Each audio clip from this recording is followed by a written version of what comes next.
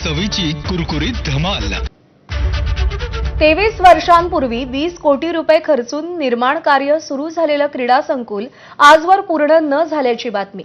अधिकाऱ्यांच्या अक्षम्य दुर्लक्षामुळे कामगारांच्या मुलांसाठी बांधलं जाणारं क्रीडा संकुल आज कचऱ्याच्या आणि भंगाराच्या ढिगामध्ये रूपांतरित झाल्याचं दुर्दैवी वास्तव एबीपी माझानं समोर आणलंय। आता आम्ही अशा दुरावस्थेत असलेल्या क्रीडा संकुलातही काही खेळाडू नियमित सराव करून देशासाठी आणि महाराष्ट्रासाठी कसे मेडल्स आणतायत याचं वास्तवही दाखवतोय।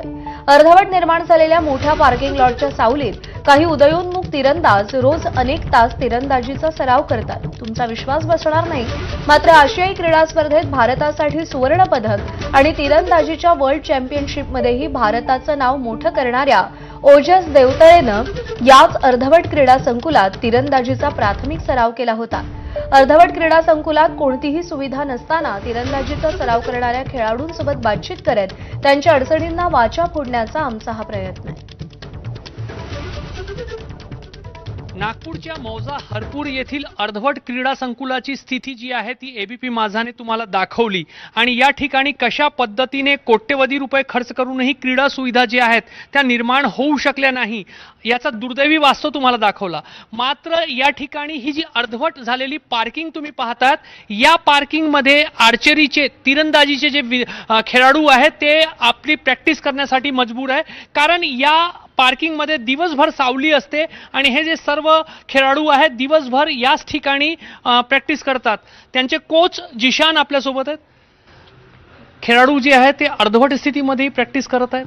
हाँ सर, करीब 9 साल से जो प्रैक्टिस है हमारी 9 साल से चल रही है इस शेड के अंदर, जो कि अभी भी अनफिनिश्ड है। लगभग हमारे पास नेशनल इंटरनेशनल मेडलिस्ट है, एशियन मेडलिस्ट है, अर्जुन अवार्डी है, उसके बाद नेशनल में सीबीएसई में स्कूल स्टेट्स में बोलिए उसमें मेडलिस्ट है। पर फिर भी करीब समझ लीजिए 9 साल से अपन ट्राई कर रहे हैं कि ये बन जाए स्टेडियम, पर अभी तक ये बन नहीं पाया है। हाँ, अभी जो है सो अभी ग्राउंड अंडर कंस्ट्रक्शन है, तो यहाँ पर ही प्रैक्टिस चालू है अभी। तू किती वर्षापासून इथे येत आहे आणि तेव्हापासूनच ग्राउंड अंडर कंस्ट्रक्शन आहे का? 7-8 साल से हो, ग्राउंड अंडर कंस्ट्रक्शन ही है।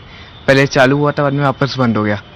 हो, आता अगर चांगली म्हणजे अजून ग्राउंड वगैरे अजून चांगला राहिला असता तर आम्हाला अजून जास्त वेळ प्रॅक्टिस करता आली असती। या ठिकाणातून मेडल्स निघत आहे, त्यामुळे नक्कीच जर हा क्रीडा संकुल शासन पूर्ण करू शकला तर नागपूरमधील जे खेळाडू आहेत ते या ठिकाणी खेळतील, त्यांचा आरोग्य तर चांगला राहीलच, सोबतच ते मेडल काढण्यामध्ये आणि राज्याची जी मान आहे ते उंचावण्यामध्येही मदत करू शकतील। कॅमेरामॅन अतुल हिरडेसह रजत वशिष्ठ, एबीपी माझा, नागपूर।